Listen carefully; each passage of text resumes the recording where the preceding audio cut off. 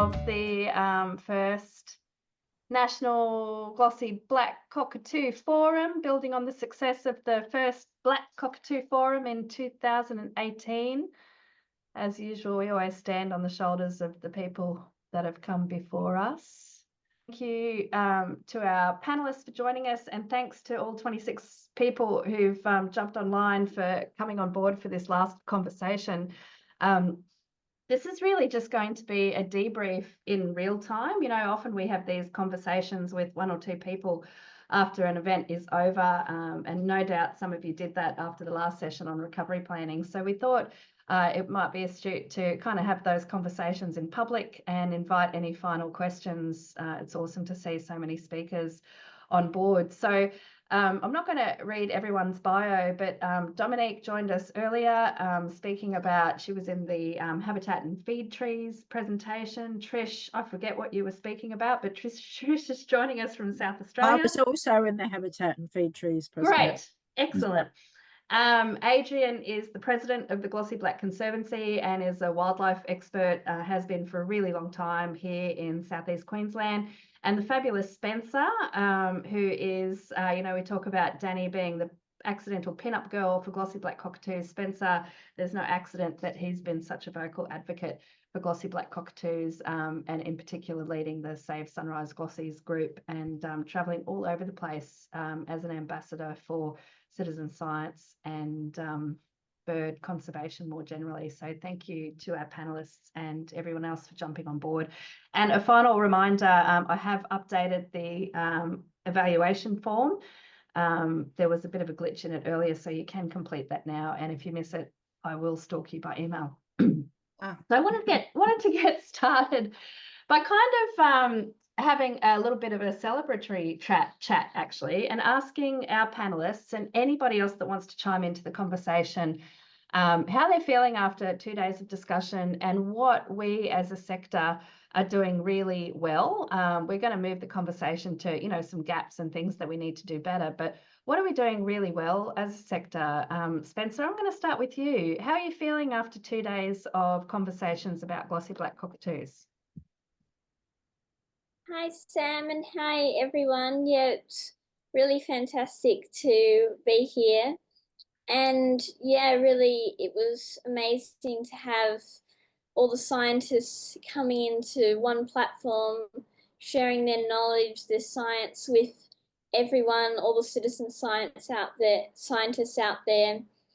And yeah, it was really amazing to gain this knowledge that then all of the collective groups around the Glossies range can then take all that information and put that into action in their local communities to help the Glossies. So that's really incredible. And I think personally, I learned about from Dominique, that was amazing, your talk. I learned about and also Gabrielle Crowley as well. I learned about the feeding and how they're on those acidic conditions with Gabrielle, and then how their beaks are so specific. And I've been looking through my photographs to see those specific beak patterns after that talk. So I hadn't noticed it before after 6 years of observing them. So yeah, that was amazing. Great. That's great, Spencer. When you think about all the different groups and researchers and academics working together, what do you think we're all doing? What do you think is working in terms of our efforts for the Glossy Black-Cockatoo? Well, I think what's working is that we're all working on protecting this species. We're all working towards a common goal of protecting the Glossies, and really we just, yeah, I think it's working what we're doing, because we're all working towards then bringing in the technology into this, the citizen science. I think that's really important. And then we're building a better future for this really incredible threatened species through what we're doing. And that's working. Obviously, there's a lot more work to do, but if we keep following this path and then get the recovery plan and stronger nature laws that protect this species and all species, I think that would be really fantastic. Thanks, Spencer. I'm going to ask you the same question, Dominique, and then I'm going to go to Trish, because Trish has some reflections on the work that's happened in South Australia. So, Dominique, what do you think, your observations from outside of the country and having travelled here so many times to conduct research, your observations of the last 2 days, what are we doing well as a sector? Well, I think you are doing very well with this organization. I was very impressed that you were able to put together this conference with very interesting contributions, that there are many people dedicating their lives to some work, and usually just, they volunteer to do that work and are knowledgeable. And of course, this is why I really love to come to Australia, because I have seen this kind of dedication of Australians, especially in the outback, looking out for nature. And so that is wonderful.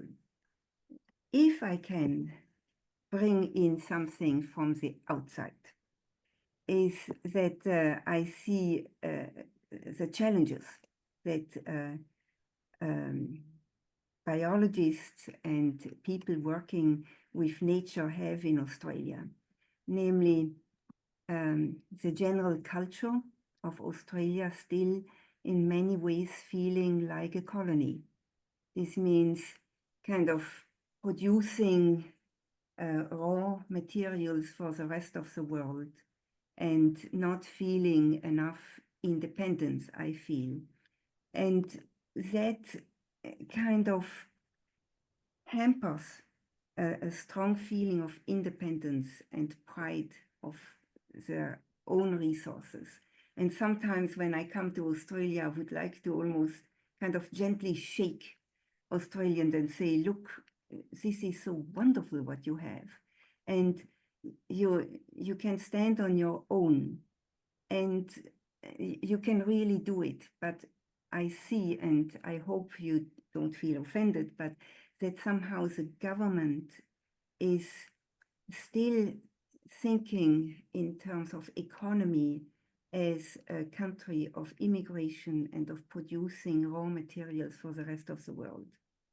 And that in some ways is not good for the environment.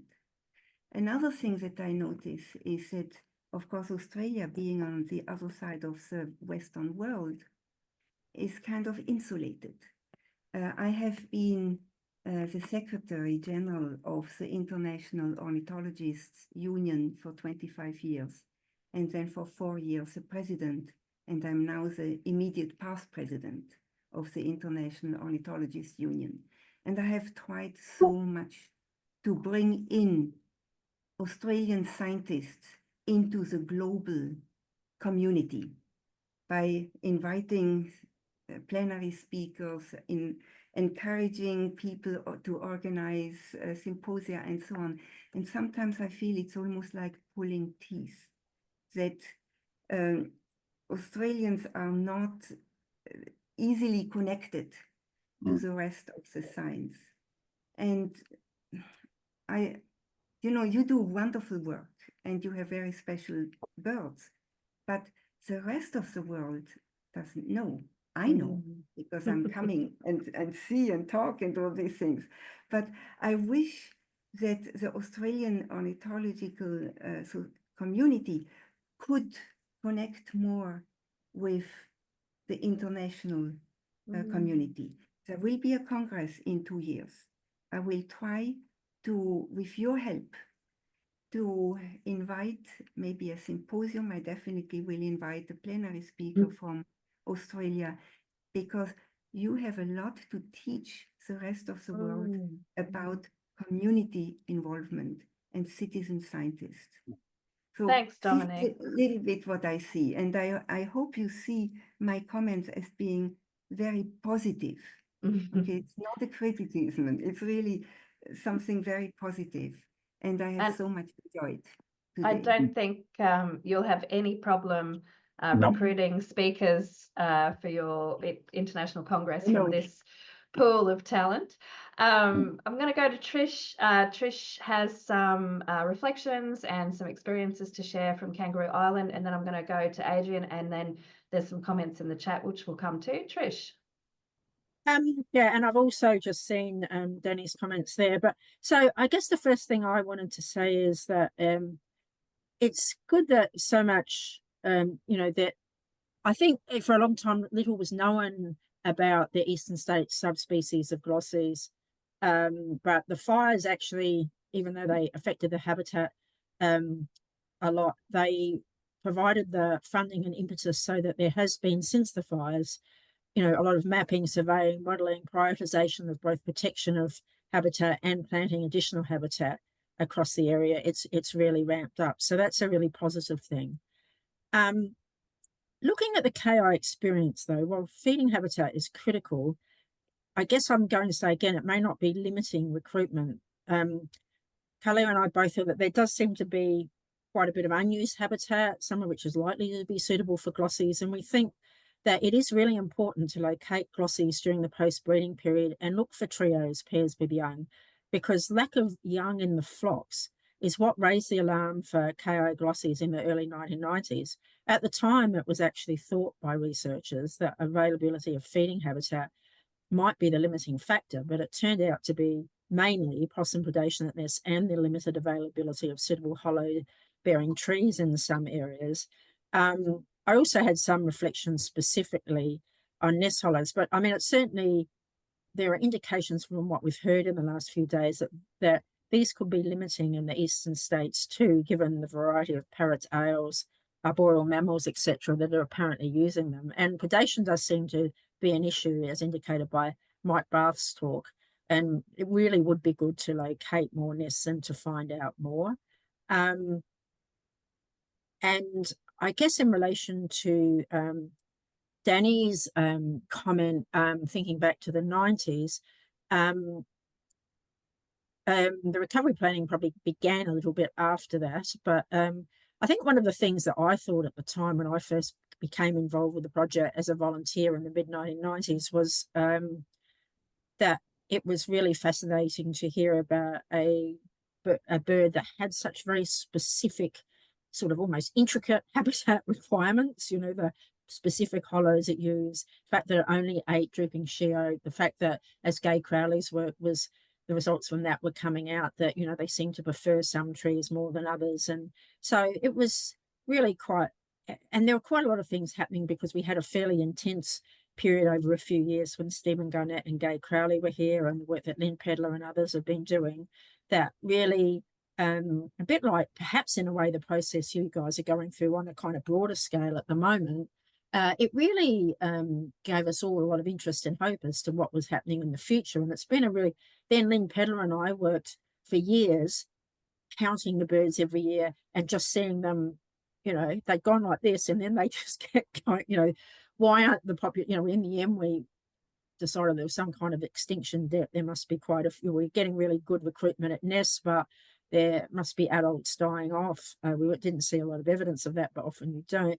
So there was still a kind of slog period after that, before the population began to gradually increase again and new tools came on board and it became available and all the rest of it. But one of the key things throughout this process was communication, just communicating to stakeholders and persons of interest, from, you know, the backyard enthusiast to the researcher on wrens in Western Australia or something, you know, like that sort of keeping the project in people's vision was really important and helped. I mean, we've had every year, I think the moment this year, the project is actually funded through SA funding, but every other year, the funding we've got, and there have been a few years when there hasn't really been much funding, but most years we've had funding from the Australian government. And that's partly because of the vision, broad vision that we've provided about what's going on in the project. So that outwards communication as well as inwards is really important for the future, I think. Thanks, Trish. Any thoughts you have on what we are doing really well as a sector right now? Well, as I said, I think it is this intense research process that you've been able to go through since the fires, because there's been more broad funding available for a range of different projects. Whereas previous to that, you know, there was the Glossy Black Conservancy and a few volunteer. There's been a bit more impetus for various things that do require money, like habitat mapping, modelling, you know, testing artificial hollows, doing a whole range of things. So I think it's about maintaining that momentum in what you may be going into a period of less funding and exactly. But I also think targeting the actions that are likely to improve recruitment are really important. And without knowing what's going on at NES, it's hard to, you know, I just think that we collectively on KI think that is actually critical. You know a lot more about feeding habitat than you did before. But I think this knowledge of nests in some areas, and I know it's not easy, and I'm somebody who spent countless weeks, months, years out doing night nest observations. So I know how labour intensive it can be. But it provided really valuable information in those early years. And now it's easier because there's net pole cams and things where at least for some hollows you can use them. Thanks, Trish. A couple of comments in the chat. Janet says what impressed her most about the forum.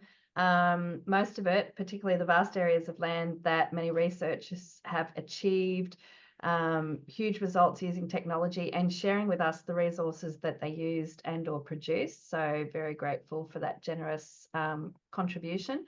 Janet also says, following on from Dominique's comment about the Australian economy, she's noticed that there is an increased focus on research that has a monetary return on grant investment, and we really need to elevate the importance of saving species and getting legislation to work for us.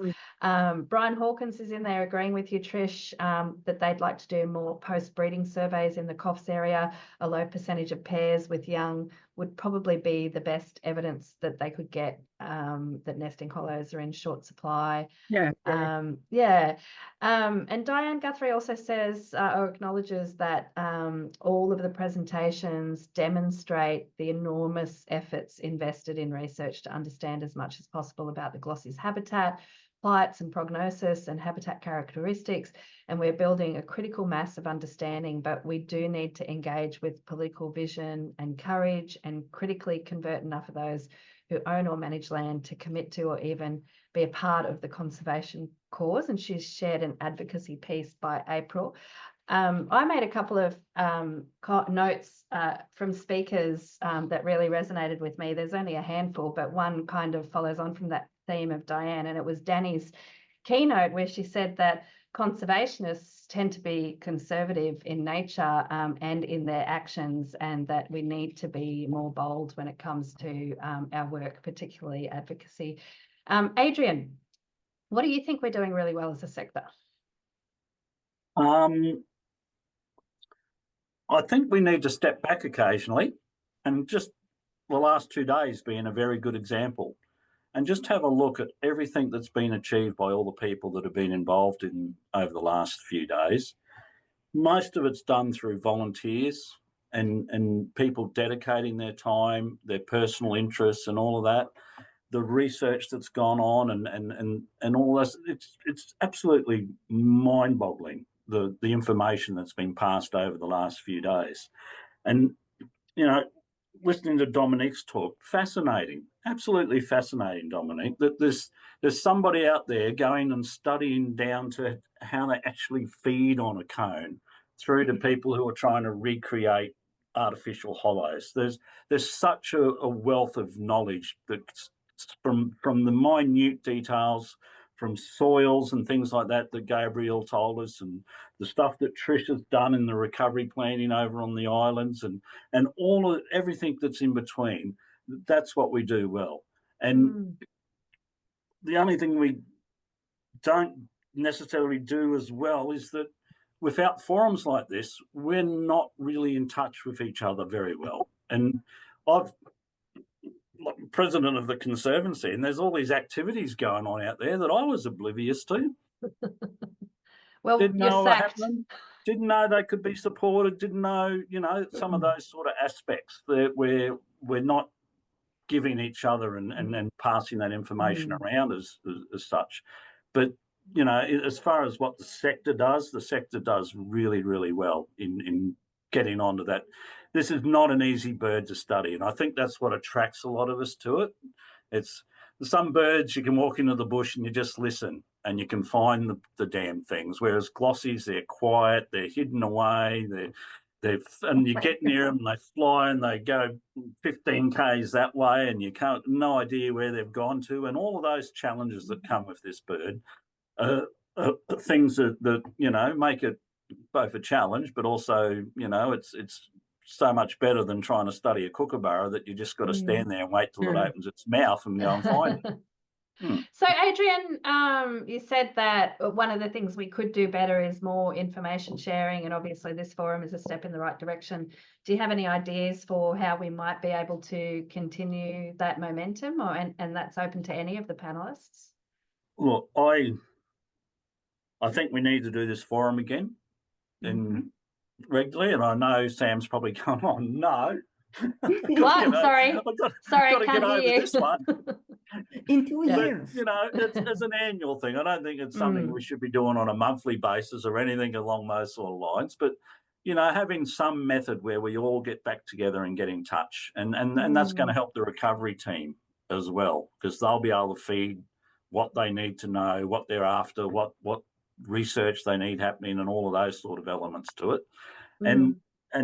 But I think it was Trish, or it might have been Trish earlier, that talked about just getting a map together where all these projects are happening and who the contact person is, so that it's online. And if I'm heading down to New South Wales, I can click on a map and phone somebody, and you know, I can get in touch with Brian and say, mate, heading down there and really keen to look at some of the things you guys have done down that way, rather than just drive past and not even know there's something really exciting that I'm very interested in right next door to where I've just driven past, and some of those sorts of elements. So, yeah. And Danny's also just made a note in the chat that after the last National Black Cockatoo Forum, that there was an attempt to stay in touch, and their Google groups and email threads were set up, but it inevitably died off. So she mentioned the Chewings newsletter, and Adrian and Ellie and I were just talking about maybe that's a role that the Conservancy can fill in terms of just regular updates on science and research and on-ground projects. There's the Chewings newsletter from KI. Yes, Trish. And that could be, sorry, I should have looked at putting up a hand somehow, but that could also, it doesn't necessarily, like, somebody needs to be the hub for that, but it doesn't necessarily mean you have to write it. If you just say what we want is 200 words, 50 words, whatever it is, maybe a picture, that's all we've got for each project. It's just what's the most significant thing you can say for this quarter or 6 months.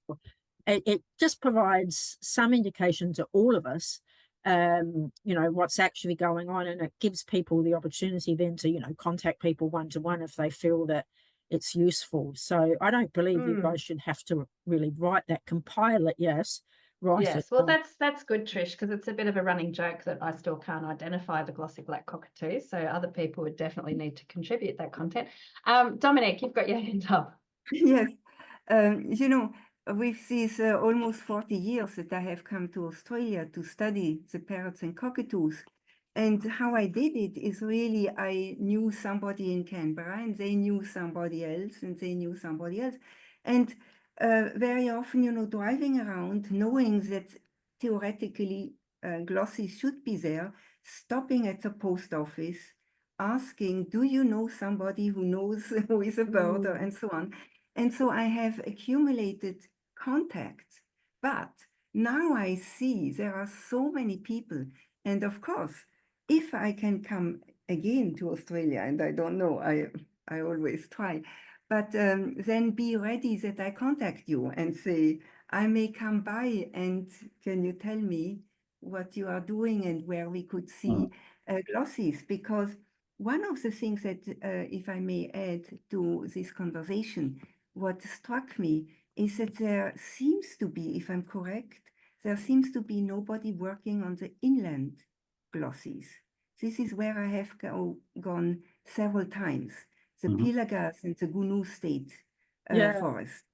And they are actually very different from the coastal. And the riverina. Yes, absolutely. So, but there I have not been. And I wonder sometimes whether the inland glossies are actually a different subspecies. This is what I'm kind of working on by looking at their beak, looking at their feeding. And I have this suspicion, but I think this group maybe should recruit some of the people from the inland. And I have acknowledged them, so you will have the names and you can ask me. And actually, I did send my friends. You also sent those names to us, so we've got those on file as well. Yeah, thank you, Dominique. Janet, did you want to chime in? Yes, along the lines of what we're talking about there, I was involved with another group that had in their newsletter, but I'm suggesting maybe for the Conservancy's website, there's a section of projects, and projects on the go could be listed if people are willing to do that, with a link to their individual websites, as well as the map. I like that idea, Adrian. Yeah, that's a great idea. Where there's a list, and even, you know, what's the focus of that research, so that when you're interested, because I'm planning a trip for 2 weeks in February down the south coast, and I want to get across to the Pilliga because I heard about that a little while ago. And I'm very interested to see different types of habitats as well, like we all are. But I've already booked accommodation, so I want to link up with the people on the way down. So I'm making my own little list, and today has been really helpful, and yesterday. So thank you again. Thank you again for the forum. It's just so valuable. And Lauren has popped in the chat that last night Adam Fawcett in the Citizen Science presentation spoke about a project in Gnu and the Pilliga. So if you didn't get a chance to tune into that, make sure you check out the recording. I wanted to ask the panelists and anyone else, if you wanted to drop your thoughts in the chat, one thing that you would like to see happen as a result of this forum. So we've got a couple of really specific things, you know, a map, some contact lists, maybe a newsletter or some regular communication. Is there anything else we would like to see happen as an outcome or an action from this forum? Trish, I'll start with you and then I'll go to Adrian. Oh, sorry. I wasn't prepared for that. And I'm going to go to you, Spencer, too. So you have to think about that as well. What was the question, sorry? I was reading the chat. That's totally fine. I was asking if there was one thing that you'd like to see happen as a result of this forum, notwithstanding that we spoke about maps and email lists and newsletters. Is there anything in particular you would like to see happen as a result of the last 2 days? I think I've actually said what I had to say, but I would say continuing communication. I mean, that's from us being down here on Kangaroo Island. Obviously, we're not involved with all the recovery planning process over there directly, but you know, just from our perspective, it's really interesting for us to hear about what's going on over there. And Mike Bath's somebody I know, so from time to time I ring him and have a bit of a chat. But it would be really good from our perspective, I think, to just be kept in the loop, and however that you guys work out is the best way to do that, whether that is just, and I'm sure that if it's not too onerous, that, you know, very small summary of what we're doing occasionally could be provided as well. I think we have I don't really want to put Kalia in that, you know, she's like, so yeah, I think we have a lot to learn from South Australia. Adrian, and then I'll go to you, Spencer. So Adrian, one thing that you'd like to see happen as a result of this forum? Keep the collaboration up.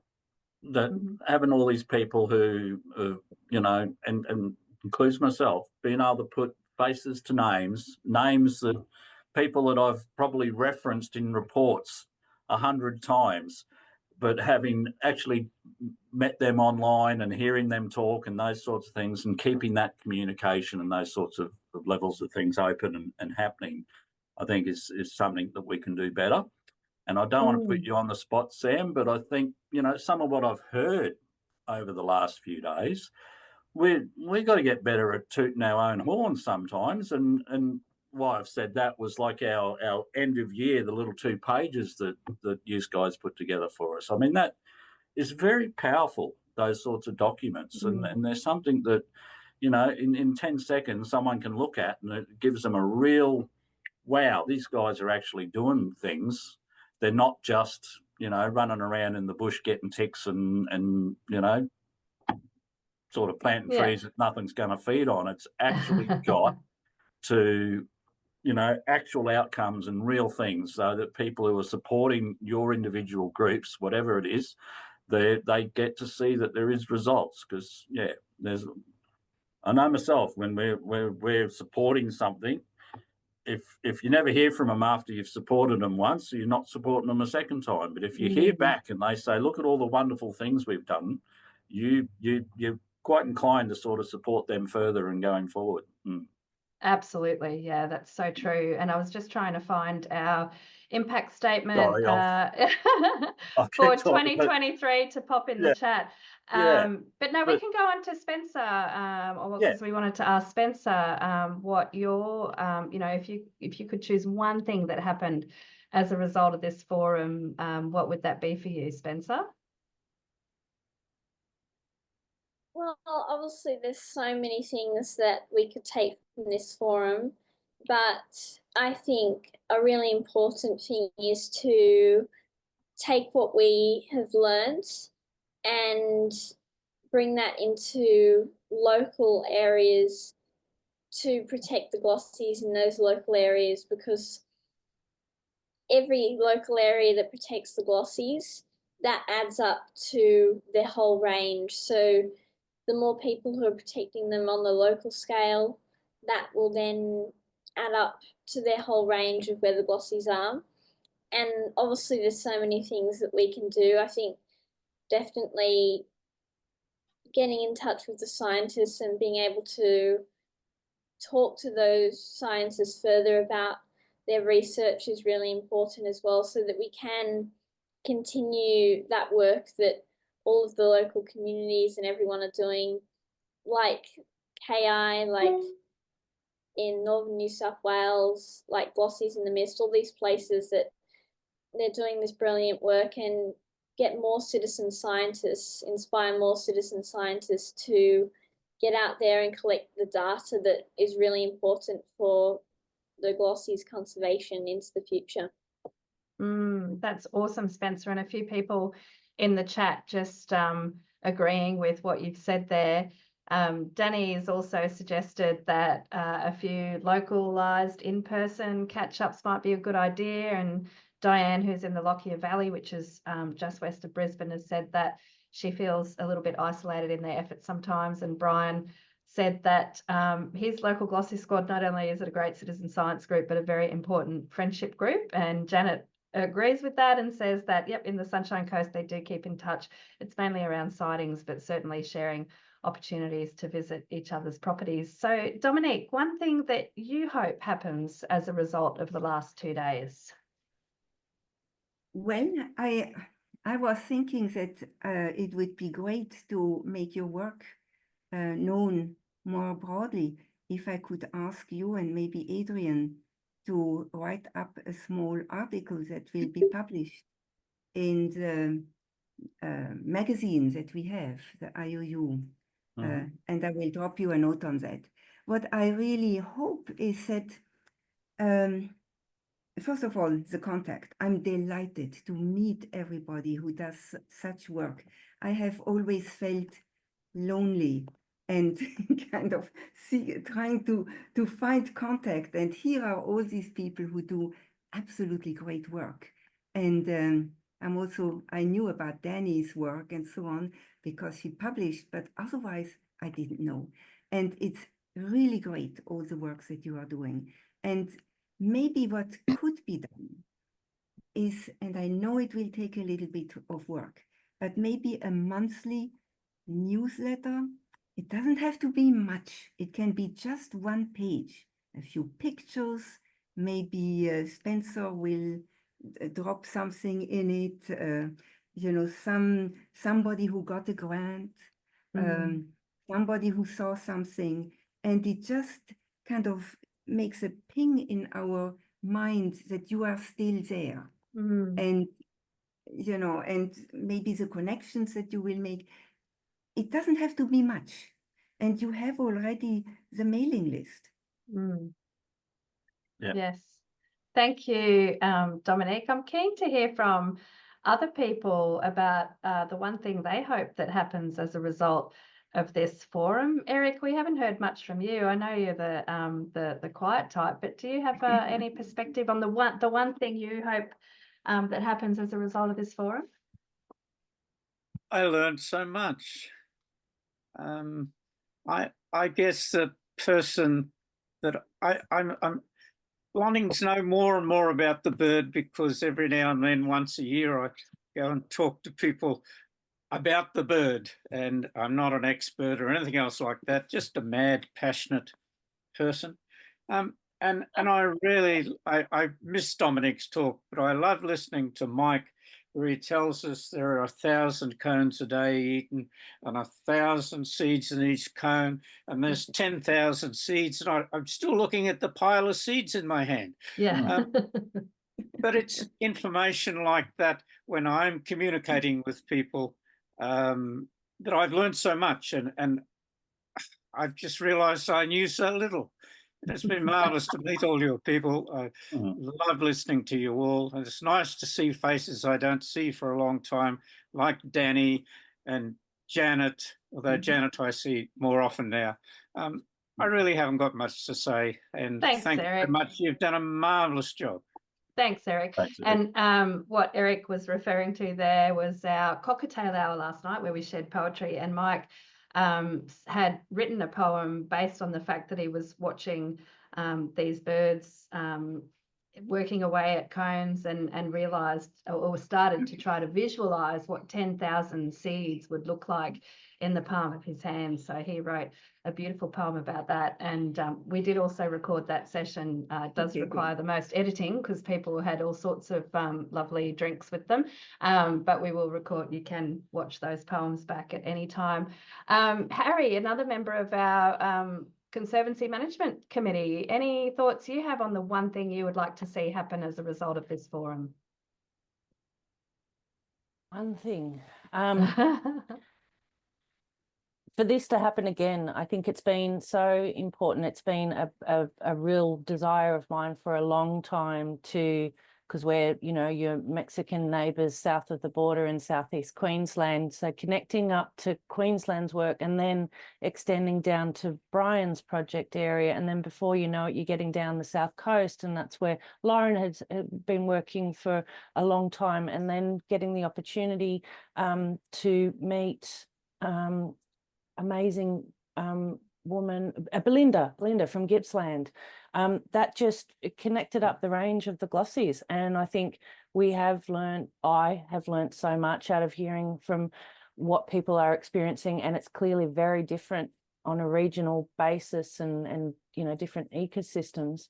So I just want this to happen again, and then it drives the momentum forward, having Danny at the helm of a recovery team and then work to developing that. It's just going to build, and then we just have to drag and find the money along with us to make all of the extension works happen based on the science. So really can't thank everyone enough for jumping on. And Sam and Ellie, personal hats off and super big thank you for everything you've done in pulling this together, because you have been online the whole time. So really such gratitude. Thanks heaps. Thank you, Harry, for that. And Max has just popped a link, a PDF of a paper or some comments in the chat called Addressing Systemic Timber Industry Policy in Queensland and Implications for Arboreal Hollow Dependent Species, if you'd like to take a look at that. Brian, you'd like to chime in if you want to turn your key. Yeah. Hey, I just had a thought. One thing I'd love to happen is for more continued contact between all the people here, same as everyone else. But when Harry was talking just then, I realised that there is a bit of a gap between the southern end of our area and then the glossies in the mist down south. And it would be really good to try and get some landscape scale glossy activity happening in that area, Sydney. I think there was someone from Blue Mountains or Sydney who was interested in the lamp idea. It'd be really good to try and create a patchwork of landscape scale projects that cover the whole of the glossies range. Brian, I have a contact from the Blue Mountains who attended, I can't even remember what event, but some event I was at. I can share that with you if you'd like. Yeah, part of the Wildlife Carer Network, I seem to recall, but a very passionate glossy person living in the Blue Mountains. Cool. Awesome. And there is a fledgling glossy squad in the what river is it? The Manning? The Hastings? Warhoe? Yeah, I can't even remember. Anyway, in that area. Port Macquarie, Hastings, that's it, in the Hastings area. Great. Thanks, Brian. Brian, you said you shared with us the one thing that you wanted to get out of this is that ongoing communication and connection, hey? Yeah. So we're going to get close to wrapping this up. There's a couple of housekeeping comments I need to make before you all leave. It won't take long. But just there's 7 people on the screen at the moment. Oh, that includes me. 6 people on the screen at the moment. And I just wanted to ask one question to wrap up this panel discussion. And it really only takes a one-word answer. But in terms of the future for glossy black cockatoos, is it bright or is it bleak? Harry, I'm going to start with you and then I'm going to go to Trish. Bright or bleak? Why me? I want to, sorry, I'm going to have to be totally honest and say both in equal measure, but of course I want to be positive and end on bright. Thanks, Harry. Trish, bright or bleak? On KI, bright. Excellent. We like to hear that. Dominique, and then I'll go to Spencer. Is the future for glossy black cockatoos bright or bleak? Bleak. Bleak. I'm sorry. That's okay. We value honesty here. I have been in the business for a long time. Yeah. So. Yeah. Thank you, Dominique. Spencer, for you, future of glossy black cockatoos, is it bright or is it bleak? Well, the future of glossy black-cockatoos to me is bright if we protect habitat, if we continue to do even more to protect them. But if we don't do that, their future is bleak, definitely. So let's change things around and let's make it bright. Awesome, Spencer. I don't think you'll get many arguments with that. Brian, and then I'll go to Adrian. I think it's bright. Excellent. Excellent. Thank you. And actually, I won't go to Adrian because you're going to wrap up in a moment, Adrian. Just a couple of comments in the chat. Kate is new to the Greater Sydney Ecosystems and Threatened Species team, but keen to get in contact with anyone in the Greater Sydney Blue Mountains area. So don't forget, we will be sending that link out to a spreadsheet where you can add your contact details. And Leanne, who said she agrees with Eric, I've learnt so much too. The glossies here in Lower Hunter Valley, thank you too. As the more I learn, the more I can help protect them here in our lovely valley.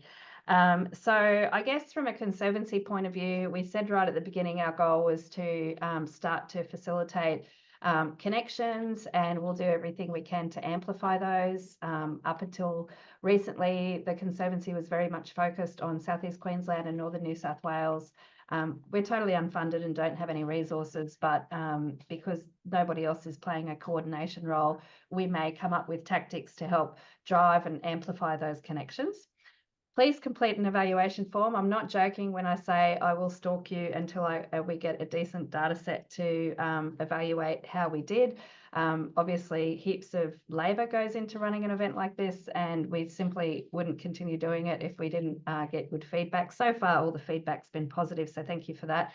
The videos will all be edited and uploaded onto YouTube over the next couple of weeks. We're going to set them to private because we promised people that paid to register that we would be doing that.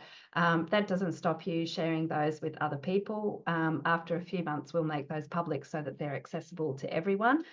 So please share far and wide. And if you want to access people's PowerPoint presentations, obviously they're in those videos, but you can reach out to those people directly. Other content will be created as a result of this forum. So any key elements that we can turn into news stories or blog posts or social media, we will do that, and they'll go in our newsletter. We will be in touch as we start to pull together this recovery team. We'll be in touch with a few people we've identified as key knowledge holders that we'd like to be appointed to the recovery team, and then we'll be putting that call out for people to join via expression of interest. And finally, please remember that the Conservancy, we're an incorporated association, which means we have an open membership. Everybody is welcome to join the Conservancy, get involved in decision making, join the subcommittees. We have a research subcommittee. We had a subcommittee that led this forum. We've got a management committee, we've got a communication committee, so lots of opportunities to be engaged, and you can join from as little as $30 or up to $5,000 if you're feeling particularly generous. So thank you, everyone. Handing over to Adrian to formally close things. It's been an absolute honour to run this over the last couple of days, so thank you all for making it such a success. I think Eric's got his hand up. Yes. Eric. You didn't ask me the question. Oh my goodness, how could I forget?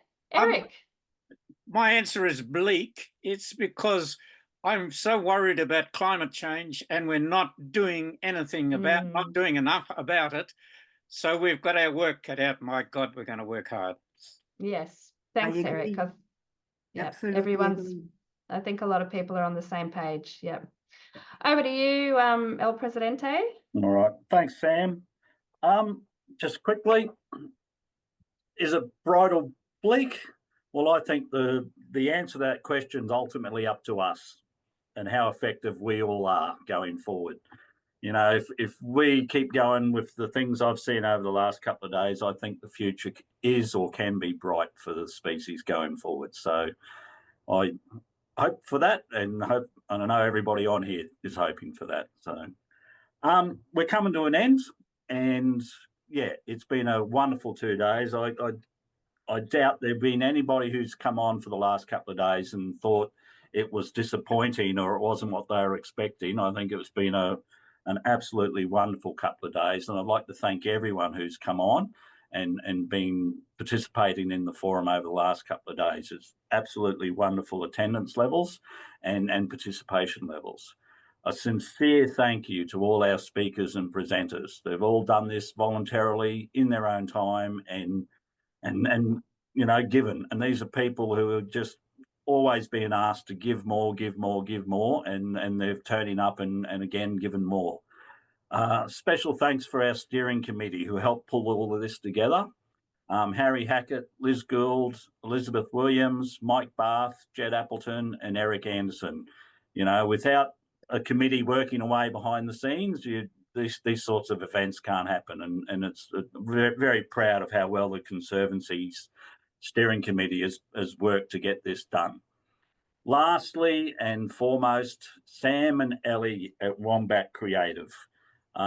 You've both done amazing work getting this together for us and behind the scenes. And a lot of you don't know this, but Ellie's like Dominique over in the States, and it's midnight or later, and she's been working away and doing things behind the scenes and with us till all hours of the night and just there in support. And I think you've all seen over the last couple of days, whenever there's anything happening or somebody wants something, Sam and Ellie, within no time, are popping it into the chat or telling you where to find it. And it's invaluable.